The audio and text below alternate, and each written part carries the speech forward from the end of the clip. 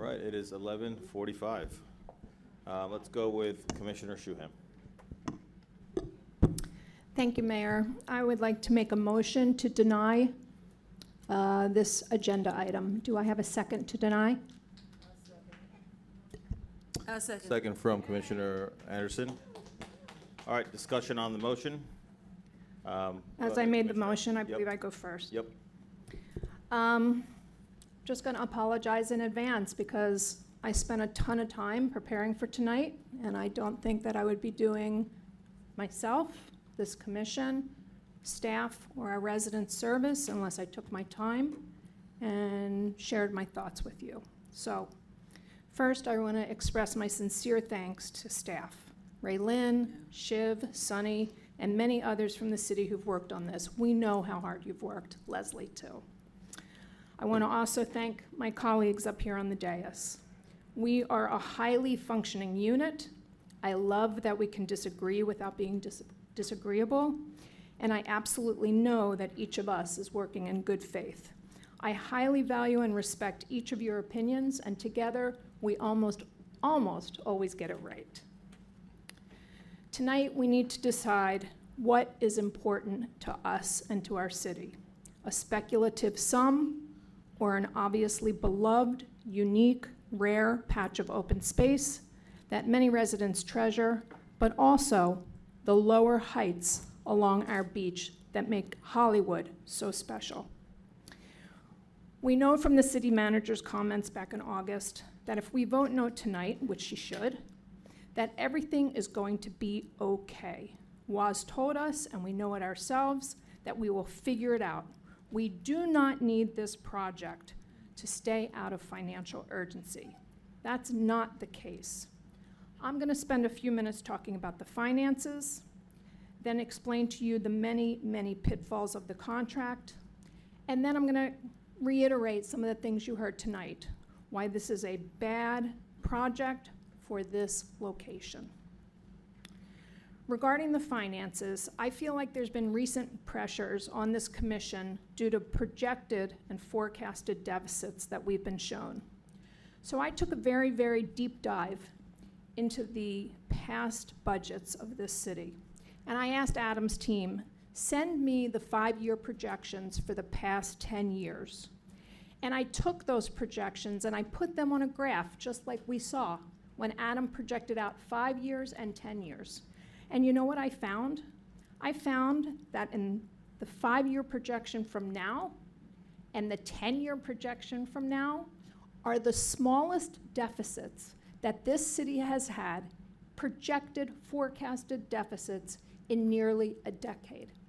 So I just want this commission to be comfortable that if they say no to this and if they respect this open space and they don't make a decision based on a dollar, it is not going to do anything to our city. Now, I would also like to talk specifically about the dollars coming from this deal. Unlike the Margaritaville deal, which many people don't like, but which guaranteed the city rent, this deal guarantees nothing. We get $400,000 a year in rent, maybe. That is based on the assumption that there are $471,000 of sellable square feet. But we don't know tonight how many sellable square feet will be in this building. So the $400,000 is speculative, just like every other dollar amount in the contract.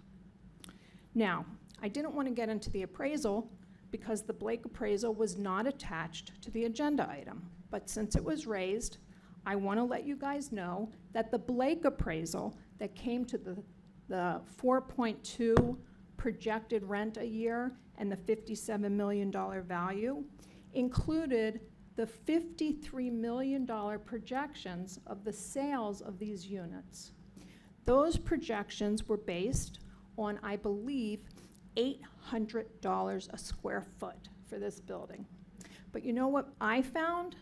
The most expensive building on the beach last year as far as sales was the Hyde Beach, and that was $650 a square foot. The Summit the sales at the Summit, which is right next door to this building, the annual average square foot sale in the Summit was $316. But you know what was reported in the paper today? That people on our staff and from Related think now they can get $1,000 a square foot for this unit. It is not realistic.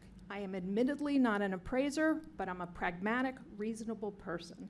And to jump from $316 average sales at the Summit to the $650 average sales last year at Related's Hyde Beach, and to think that we're going to get $800 a square foot when we're not even selling real estate. We're selling air. That's what we're selling. So I find that the numbers used are unreasonably high. And I don't want us 10 years from now to look back and say, wow, we could have predicted this. And so I'm worried about those numbers. Now, even assuming that the minimum rents come out to the $35 million, which is set forth in the contract as a minimum rent, it's not $35 million as we've been told. Right off the top, we take off $1 million for CBRE's commission, so we're down to $34 million. Next, under the contract, we have to delete or subtract the amount of the public improvements. Now, the amount of the public improvements this whole time, we were told, would be roughly $10 million. But when you read the contract, the public improvements can be as much as $20 million without a blink. So now suddenly our $34 million is down to $14 million, right? From that $14 million, and this is the part that's very scary, before the city gets anything, you also deduct from that the cost of any unreasonable, unforeseeable conditions at the job site. Oh, boy. Yep. So should the job contractor or the developer encounter things at that job site, maybe they cost $1 million to fix, maybe they cost $10 million to fix. That comes out of our share. You know what comes out of the Related share? Not nothing. The cost of building the building, that's a lot. But even under their most conservative projection that I've seen so far, they get $70 to $100 million. And when they get that money, they walk away from the city of Hollywood. They sell the units, right? And once the last unit is sold, there is an assignment of the lease to a condo association that is not even yet formed. So that's a real concern. The $75,000 a year that we see for the restaurant, do we really want the city of Hollywood running a commercial restaurant? That doesn't make any sense, even if Related, who I know would do a good job running a restaurant, even if they ran it for us. That's not the business of the city of Hollywood. The $95,000 based on resale, you're really gonna sell 20 units in that building every year? I hope not. We're hoping that residents that move here wanna stay here, not that they're gonna have this annual turnover. Parking. There is no accounting for the parking fees that we're going to lose for the next, well, you can say 4 years, and I'm a construction person, but I can tell you under this contract, the 4 years is very unlikely. None of the calculations that you are relying on to think these big dollars are coming your way are set in stone like they were in the Margaritaville deal. And so for the next 100 years, it raises very significant questions. Additionally, I've asked staff repeatedly about the CBRE relationship, and the staff has relied very heavily on the information that they got from CBRE, and I believe CBRE, they're terrific. They have a professional staff, but they also get $1 million if this deal goes through. And if the deal doesn't go through, they don't get that $1 million. So it seems like potentially a bit of a conflict of interest. Now, the other thing that's so interesting is all along we thought, and I did, I'm guilty of this myself, the $10 million that we've talked about as far as public amenities and public improvements, I thought that was for the community center, but it's not. Related estimated $2.5 million for parking. We already have a parking lot. They estimated $1.5 million for a restaurant. we don't really want a restaurant. Let's take the $1.5 million. And they only really have in there $5 million for that community center from the BAFO that I saw. $5 million is something that this city, this commission, and our CRA can handle, especially if we don't have to give CBRE $1 million. The other thing I want to say about Margaritaville, and I'm not a hater on Margaritaville at all. It's done amazing things for our city. You may not like that building, but it has transformed our city. Why? Because the reason we did it was for economic development. And it changed our beach. You may not like what you have now, but you have a much more lucrative broadwalk because of Margaritaville, right? This project does nothing for our city's economic development. It only brings in revenue. And I don't think that we should sacrifice what we've heard over and over is a beloved public resource for mere revenue. And that's the decision that we have to make tonight. Do we sell our soul for just money? And we know that the 1301 project will not solve future financial problems of this city. And we also know that at the end of the 100 years, we're not going to have very much to look at. It's going to be an old, 100-year-old building. Now, the other thing that's troubling, unlike Margaritaville, is that there we are dealing with a single owner. Here, the minute Related walks away, we're dealing with a condo association. I have a condo association in my building. I think it's the very best condo association out there, but I would not want the city to enter into a 100-year contract with my condo association because none of the great people, including myself as vice president, are going to be here in 100 years. And we also know that condominium associations don't do the best job of taking care of their own buildings, as we've seen time and time again. So we are entrusting what's going to be a very valuable asset of our city into an yet to be formed condo association, and that is very troubling. Now, I want to talk, and I might have missed some things, but it's so late, my head's exploding. But unfortunately, you guys know that my job, in my day job, is reading very, very complex construction contracts. I don't read all the time development contracts, and I've really never read a 100-year lease before. But I did spend a lot of time, and I went through all of these documents. And once we sign it, we're stuck. You don't get to walk away from this, right? So we're gonna if we decide to approve this tonight, I want to tell you what we're signing. Despite months of negotiations, this contract is not a good deal, and it is not in the best interest of the city. And as I go through these high points with you, I want to apologize because I jump back and forth between the two agreements, the comprehensive agreement and the lease. I'm going to hit the high points, of which, to me, are there quite a few, but I'll try not to get into too much detail and just note, Doug, that this is not an exhaustive list from me. First of all, the developer is a single-purpose entity, which means the entity that we are entering into a contract with has absolutely no assets. This is not uncommon in construction at all. The owner of big projects typically are formed as a corporate entity with one single purpose in mind, whatever that development is. But what's different here than those cases is that the developer, who's an excellent developer, they don't own the property. So in a normal situation, if you get into a fight with your developer, they own the land. You have some recourse against that real estate. But here we don't have that because they do not own the property.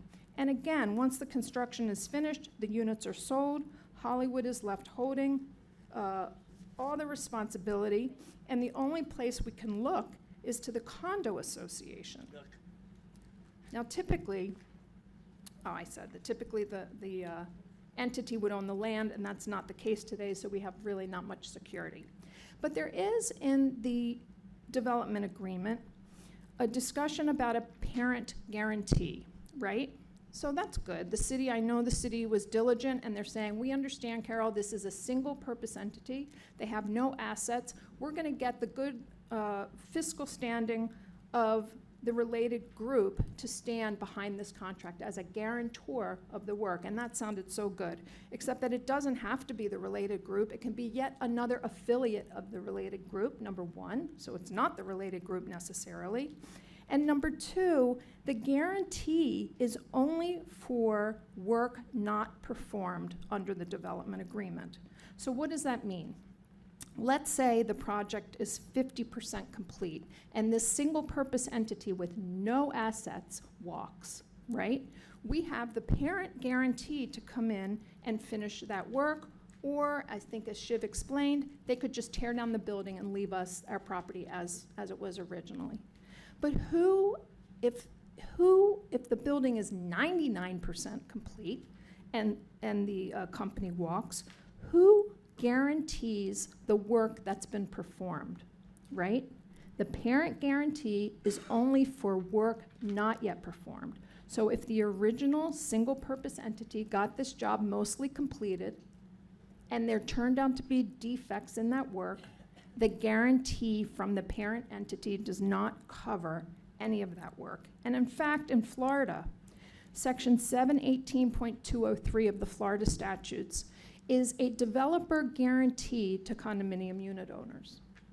Who is guaranteeing that if the condominium unit owners in the future sue everyone and their mother, which they will, including the city, because we own the land, but yet the contract, the lease, has already been assigned to the condo association, how do we then look to the related group, the single-purpose entity, or anyone to indemnify us from construction or developer warranty issues when the guarantor, there's no one there? That's the bottom line. There's no one there except this condo association. So the other thing that is very disturbing about this contract is the quote rental option, and I know that you guys are familiar with it, and it basically says if this developer makes commercially reasonable efforts, and I'm sure they will, to get financing for this weird 99-year lease condo, and they cannot do it, then very simply, without coming back to us, it switches to a multifamily rental building, which is exactly what the residents next door and surrounding did not want.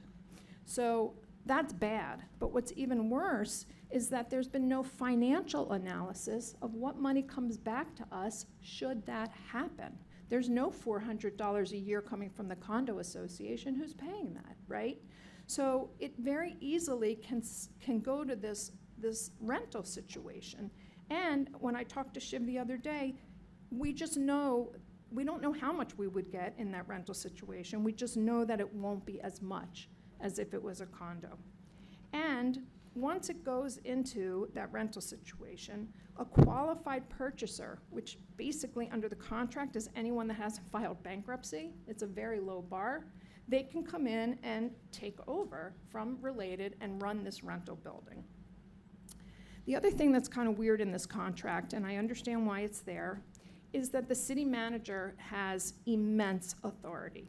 Now, I know we love Waz, but Waz, as magnificent as you are not going to be here for 99 years. And there is going to be unknown city managers in the future that get to maybe approve design changes. That does not come back to us. Maybe a site plan, but not design changes under that agreement. Material design changes have to be approved by the city, and the city manager has that authority to make that approval. Basically, it's been completely delegated to the city manager. The things that have to come back to us under the lease, other than those that Leslie was describing, are only things that require a 5/7 vote, like tonight. So if we sit here and think that we're going to be deeply involved in making sure that this deal is protecting our residents and protecting our pocketbooks, we are not. It will be the city manager, whoever that may be, over the next 99 years. So I find that particularly troubling. The scheduling in the contract is incredibly complex. As I read it, and I think most of us would think, hey, we can build a 190-unit condo in 4 years, but there's all sorts of opportunities, as Raylyn mentioned, for the developer to purchase additional time. You can buy 12 months to extend the entitlement period. You can buy an additional 24 months to extend the long stop commencement date.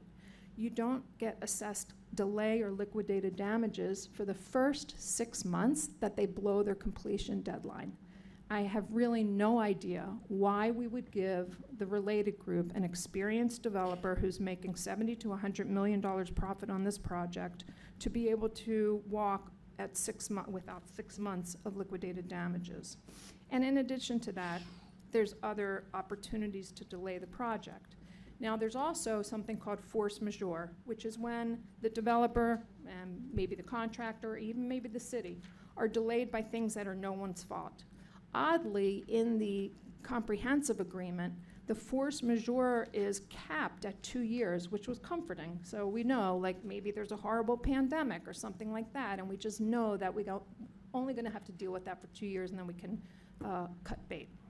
But that is not in the lease. There is no cap on force majeure delays in the lease, and I'm not certain why those two things don't jive. So I tried to figure it out. I couldn't really, but I think that if all the worst possible scenarios happen, that this job could take over 90 months and still be within Related's rights under the contract. So that was worrisome. The other thing is the liquidated damages. As I figure it, if the job is delayed from completion by a month, they have to pay us $33,000, but really roughly $1,000 a day. If you just do a very brief internet search, a reasonable amount of liquidated damages, and this is from a few years ago, it's more today, is about $25 to $30 per $100,000 of the contract, the construction contract, which I think is about $120 million to your GC. I'm just speculating. But anyway, in my rough math, the liquidated damages in this contract for delays that are the fault of the developer are only $1,000, and I believe that to be commercially unreasonable. The reason that the schedule is so important is because when you look at those projections over the life of the deal, the tax dollars start to roll in a certain year. So if the job's not finished in year 4, year 5, year 6, we're not getting that tax revenue. And it throws off all of those projections. Actually here, I think it was 99 possible months before worst case scenario. The developer contribution, we talked about that a little bit, and as I mentioned, it's made up of 3 components. It is the initial rent, which was $5 million, the cost to the developer, hard cost, soft cost, developer cost, construction cost to build the public amenities, that can be as much as $20 million, and the unforeseeable conditions. But there's no cap on the developer contribution, which is interesting because in a November 2021 draft, it included the following language. The developer contribution shall not exceed the difference between the closing rent and the initial rent. But even that, which is a very generous cap, has come out. So, I mean, you could think of a crazy scenario, and I always say lawyers get paid to worry, where really that minimum rent goes down to 0. And so to me, the developer contribution must be capped. The other interesting thing is that there's nothing that I saw in the contract, and hey, if I missed it, I apologize. But you can see how much profit Related will get and their ability to basically walk away when they're done with the construction. But there's nothing in there that says they can't mark up their costs. So when we hear a hard cost, soft cost, construction cost, developer cost, there seems to be an opportunity for them to even charge us for their own overhead and profit on those costs. And I think that should come out. Under the contract, as I mentioned, 100% of the cost of unforeseen conditions come out of the city's portion of the sales proceeds. And this is concerning because to me that's not a fair risk allocation between the two parties. And that's especially so when there's no cap on those unforeseeable damages, and especially when the definition of unforeseen conditions is very broad in this contract, and it doesn't even expressly exclude conditions that were caused by the developer themselves. So you can have unforeseen conditions that are actually unknowingly caused by a party, and that should be carved out. And it also doesn't exclude, typically you would see in a contract, an unforeseen condition would be something that the developer and the obligated party didn't know about or should not have known about. In other words, you can't bury your head in the sand. This does not have that language. It only excludes those things that the developer actually did not know about. So the related, the lease can be easily assigned to the condo association, as I had mentioned. And yet the city then is on the hook. So, we've talked up here as a commission about prior deals that we have made with developers that then transfer to a condo association. And compared to this, those things are quite de minimis. Whether it's streetlights or maintaining a bike path, those have caused this city staff and this commission a lot of aggravation. Imagine that level of maintenance concern on a building this size. And as I mentioned during Shiv's presentation, at the end of the 99 years, we get the building back as is, no warranties, no just wear and tear, nothing. It's just as is. So I worry because we have seen in recent months what condo associations are capable of doing and capable of not doing. Now, something that's extraordinarily confusing, and I'm not sure how we got here, but the contract says, or the lease says, I believe, and again, trying to remember which document it is, that reserves, and you all know from reading all about Surfside what reserves are for. It's what a condominium pretty much has to keep in the bank to take care of the building. This contract says reserves need only be maintained in accordance with state law. State law allows condominiums to opt out of most of the reserves. There's not even a provision in this lease that requires the $400,000 a year rent to be held in any reserve by the condo association. So I would ask, where do we go if the condo association goes under? Also, another concerning provision in here, it says that the city, we know that cities, municipal governments in Florida have the benefit of something called sovereign immunity under section 768.28 of the Florida statute. And Tracy, all of us up here know that the state legislature fights every year to increase that cap and tries to make cities be responsible for greater and greater amounts of damages. But the contract reads that our sovereign immunity caps are subject to the statute as may be amended in the future. It should not say that. It should say, in effect, as of today. So if that dollar amount goes up, we can still rely on what we went into this contract today. So, another point.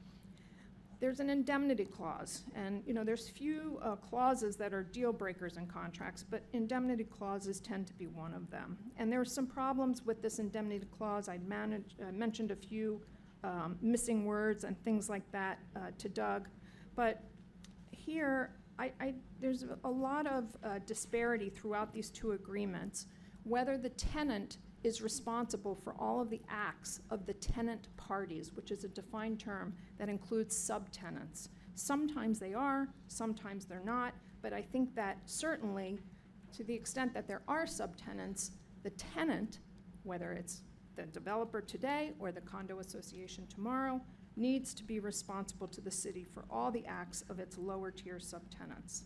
And again, I go back to that condo statute, that's 718.203.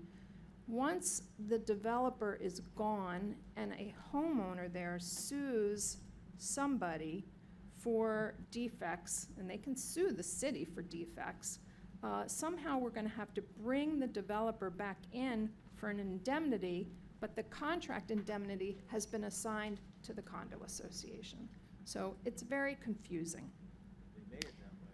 I'm sorry? They made it that way.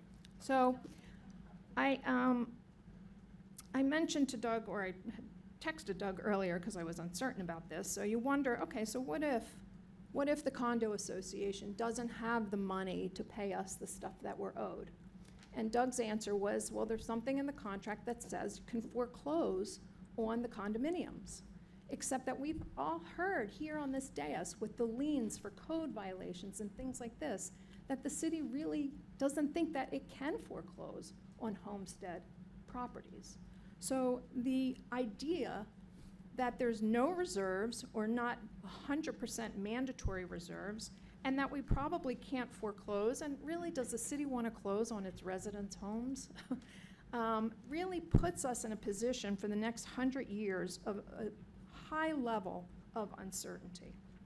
I mentioned also that there's no cap on the number of years for force majeure under the lease, so to the extent that there's delays, they can go on indefinitely. There's a pandemic reference in the force majeure clause, and I mentioned the other day in a regular contract, I think with Burkhart, that a pandemic is no longer an unexpected unknown event. We are living with it. So the clause is a little better here. It says to the extent that government officials hold them up, but it really needs to be tightened up so that the force majeure does not apply to situations that we are aware of today. The short-term rental thing, I agree completely with the person who spoke from the summit today. My building is once a year. Most buildings on the beach are once a year. If you are trying to encourage people that love and care about Hollywood, we want to encourage residents. I know the neighbors of that building. They are my constituents all around there. They do not want rental options in that building. So it went from 3, all of a sudden tonight it was 2. It should be no more than 1. Insurance provisions. Now again, remember, related walks away when the construction's done, right? But the insurance provisions are in there. I'm not an expert in insurance. I'm assuming staff had an insurance expert go through it and ensure that they're fine. But all of the obligations to have insurance are switched over to the condo association as soon as it's formed when the construction's done, right? So again, if there's a breach, I'm not sure what we do. But the other interesting thing is that the contract allows for self-insurance, and yet there's no mandated reserve set forth in the contract. So that is concerning. There's an entire Article 15 about leasehold mortgage financing and mezzanine financing. And honestly, I don't understand a whole lot of it. All I do know is that throughout that lease, the city of Hollywood is subjugated to the rights of the lenders, which is not unusual in construction. Lenders do not lend money if they don't have the first dibs on that building, right? But the problem is that throughout the lease, the lenders all have a first position ahead of the city, but nowhere in the lease do I see where the city of Hollywood has an opportunity to review those documents and make sure there's nothing crazy in there that hurts us in ways that we can't anticipate. There is nothing in the contract to ensure that the sales center will not interfere with the use of the community center and the library during the sales periods of the condos. There is nothing in the contract that articulates what we know the developer's commitment was to schedule work to keep the community center and the library open as long as possible without disruption. I mentioned that we need to show consistency between the two documents. For some reason, although after the first 3 years, the $400,000 of rent, which is not really 400, it's based on saleable square feet, as I mentioned, it's not definitive, but whatever it turns out to be, it's supposed to increase every year by the CPI index, which is a good thing, but for some reason, there's no increase for the first 3 years. So wherever there's an opportunity for the developer to get a slight advantage, they've gotten it. Now, there's another provision in here too that to me are similar in one sense, and that is if the city fails to act, something happens. One is a deemed approval provision, and the other are automatic easement provisions. And in both cases, without getting too into the weeds, if the city fails to do something, then there's ramifications. And as much as I think we have a great city staff, a lot of times we miss deadlines and things like that, and I find anything in this contract that kicks in by inaction by the city to be very, very concerning. There is nothing in the contract that prohibits the private condo occupants from monopolizing the public amenities like the parking lot. there is a provision in the contract that says if the city fails to file with the tenant any invoice for reimbursables, because there's things under the contract that the tenant owes the city, but if we don't get them an invoice within 12 months, we lose the right to collect. And this too goes to the fact that our failures trigger severe actions under the contract. There is a ton of talk in the contract about subtenants, and I really didn't understand that, because in the definition of a subtenant, it excludes condominium unit owners. So who are these subtenants, and why are we spending so much ink on them? The only one that I can think of is the restaurant. Maybe there'll be a subtenant there, but other than that, it's a concern to me because there's no limitation on what or who a subtenant can be. There's also no limitation on prohibited use. So recently we talked about the small Adam Street project, and we gave them an entire list of things that could not happen in their retail section of that building. There's nothing here. So for example, if the restaurant goes under, are the residents of the Stafford Towers and Summit, is there going to be a strip club there? I mean, there's just nothing there that says you can't have this on this property, okay? So we can go on and on and on, and I will continue. Another odd thing that's, I know Doug is looking into this, but it's not an unusual clause in normal commercial contracts, but this is not a commercial contract, and it has to do with tax appeals. Under this contract, if the tenant or anyone decides to file an appeal on the value of the property in an effort to reduce their taxes, the city is precluded from challenging that. So we cannot step in and say that we think the property is worth more in an effort to keep our tax revenues high. We have to let that appeal, and we even have to cooperate with the tax appeal. So we are helping them lower the tax revenues that we are relying on so much tonight. This sucks. Getting back to the Adam Street property, we were very concerned about the developer's representations to us that it was going to be really nice. So we insisted that the CRA go back on this small property and give us actually express examples of what the quality was going to be. There's nothing like this here. There are some, as I think Ray Lynn used, some renderings and design concepts, but there's nothing in here that makes sure these are going to be truly luxury units. And if we are, again, relying on the tax revenue, we want to make sure these are truly, truly luxury units. I don't see anything in there that says before the transition from the developer to the condominium association, tenant swap, that the developer has to prove to us that the property is free and clear of any encumbrances from their lender. I'm sure they won't have any problem giving that to us, but I don't see that it's there. I also don't see that the 49 spaces that I think Ray Lynn mentioned had to be uncovered street parking. There is a total of, I can't remember the number, 155 or 158, that didn't change, but there's no express articulation that some of them have to be on the street. You know, basically, unfortunately, I think that the amount of negotiation that's gone on will indicate to us that no matter how much time we've spent going forward on this, we will never get this document to a point where it is truly a fair allocation of profit and risk. And now, my last category, I would say, of things that make me very worried about this project, and I think that this would be the category that you heard most of the residents speak about today. There has not, I mean, I've received at least 2,000 outreaches from residents. There is not a single civic association, volunteer, city committee, task force, historical society, none of these organizations have come out to support this project. In my district, all 3 civic associations have expressly opposed this project, and those 3 and all of these civic associations are led by people that we respect, that we rely on, that we turn to help us make complex decisions. And certainly I have never seen opposition like this to a project. And why? because it is the wrong project for this site.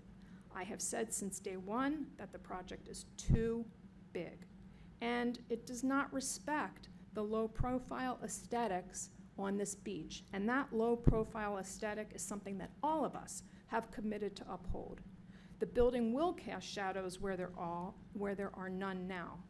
It violates a historical document and the intent of a deed restriction, giving open space in exchange for density.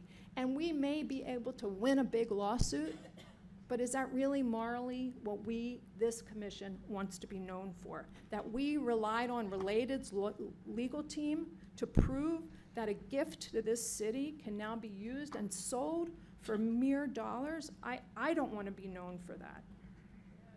The one thing that really worries me about this, well, not the 1,000th, is that this is GU. We can do whatever we want here.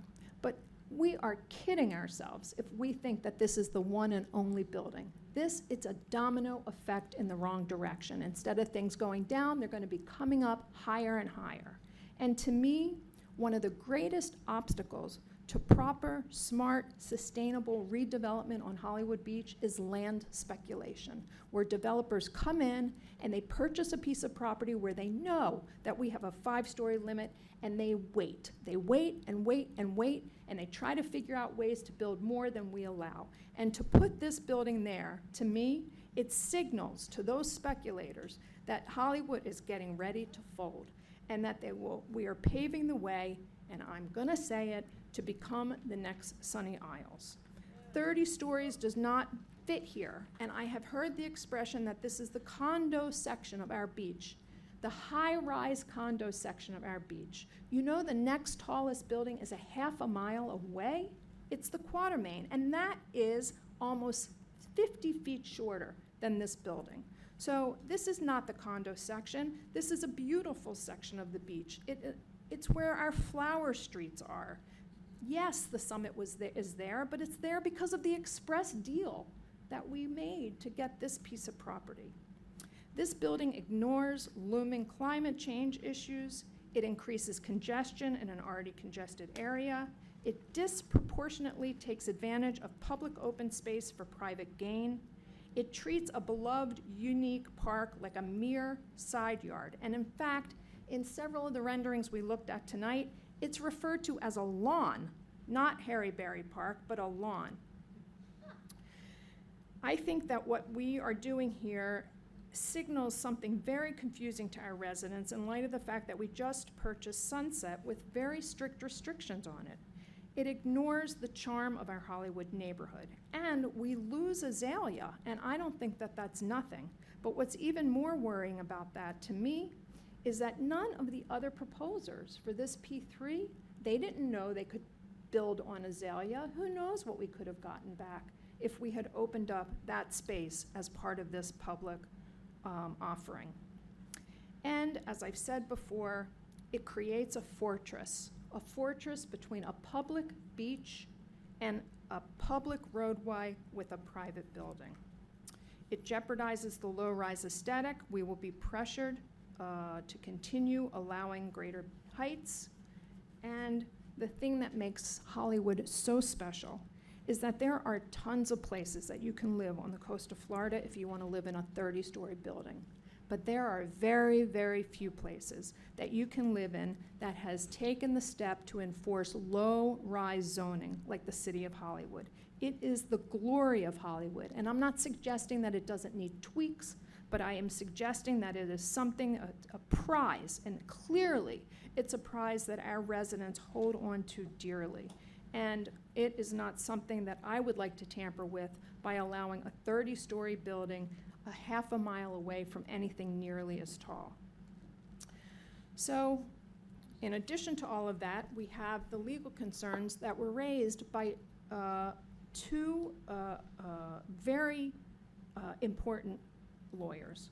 One is Mr. Grasso, who is no dummy, and the other are the lawyers and Mr. Brucci with the Committee of 100. These are lawyers that are very well respected in our community, and while Doug, I certainly hope you're right, the legal concerns about otherwise disposing of property, the potential violation of our deed, the violation of the P3 statute, which was enacted in 2016 after any of the cases were decided that Doug cited to us.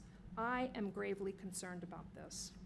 And you'll be happy to know that I only have another minute of things to talk about, but it's just the wrong project at the site, basically. If you want me to show you the charts, I took Adam's projections that were in a chart form, and I actually put them out on a graph, well, not me, but my assistant, put them out on a graph in the exact same way that he did. And you will see that the projections that we saw last week are the best in a decade. And we've lived through much tougher times than this, and never have we given up important recreational open space, and especially for such uncertain returns as are defined in this contract. So I just feel that Related's pretty certain gain of $70 to $100 million profit versus the city's uncertain, modest financial gains are out of balance, and the risk to the city is too great. In addition, and I've talked about this recently, not that you should never consider a P3, but as Waz started today, he talked about planning and good planning and sustainable planning and resilient planning. This project was not part of our planning. This project came to us. We should be driving the train.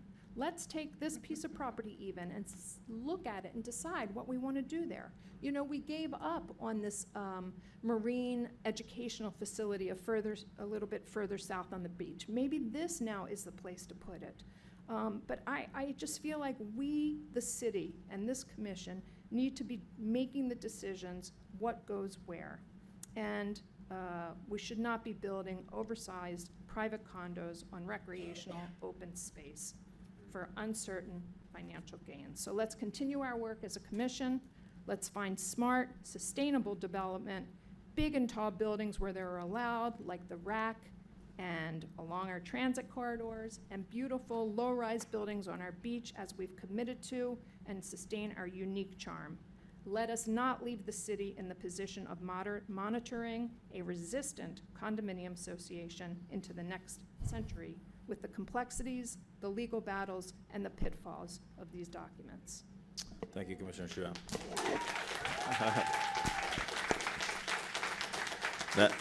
That does deserve a round of applause. I really want to commend you on the level of detail and the time that it took you, Caryl, to go through those documents and really look out for the city and find risks and find opportunities, because we certainly want to make sure that if the city enters into an agreement of this length, that we're protected. Certainly, you know, tonight at this meeting, I knew that we couldn't get into a point-counterpoint and finalize the document, and so I left out my opening, and Caryl started with really what I was going to go with. It's to say now we finally have an opportunity to even discuss this as a city commission.